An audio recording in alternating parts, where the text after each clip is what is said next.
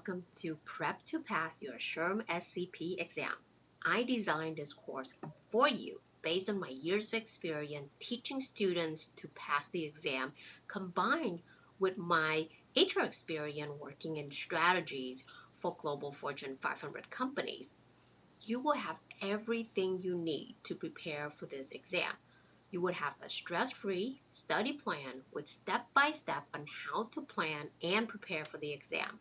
You will learn valuable test-taking tips and both the behavioral and technical competencies required for the exam. Everything included in this course is designed to help you accelerate your learning and pass your exam. Now, are you ready? Let's get started. First, we will discuss exam essential.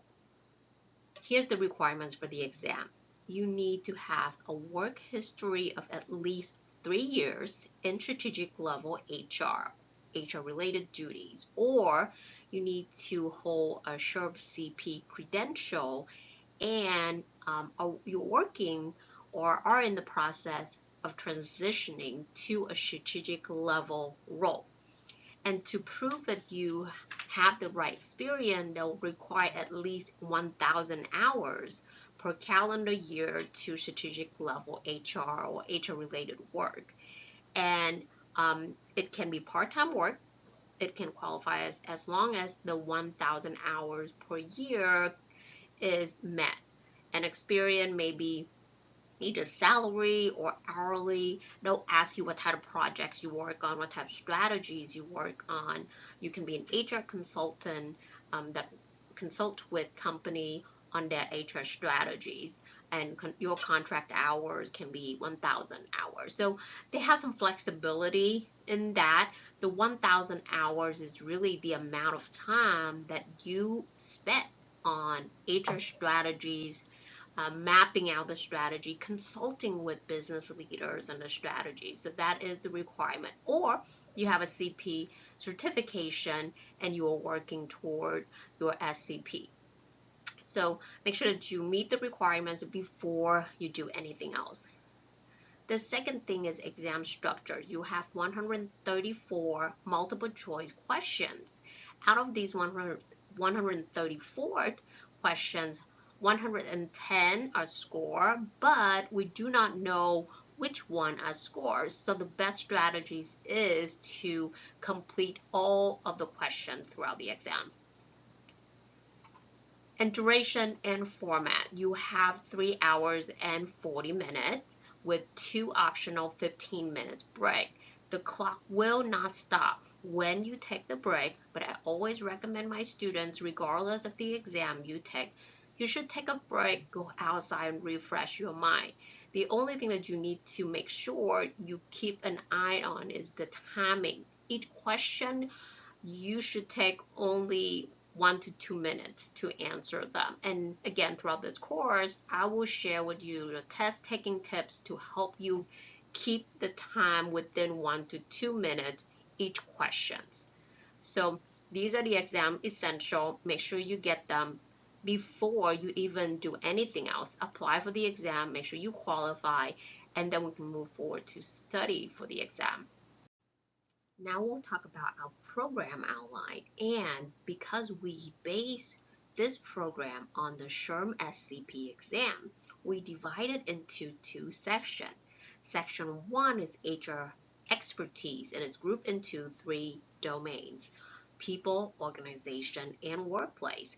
And section 2 are behavioral competencies and grouped into 3 clusters: leadership, business, and interpersonal.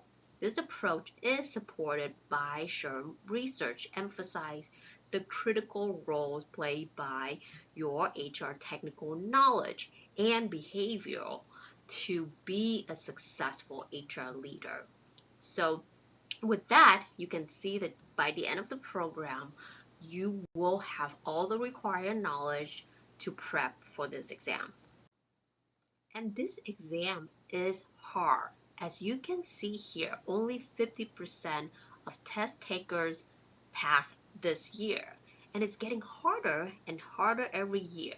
So you will need to know not only HR knowledge and behavioral competencies, but how to dissect the questions to master it.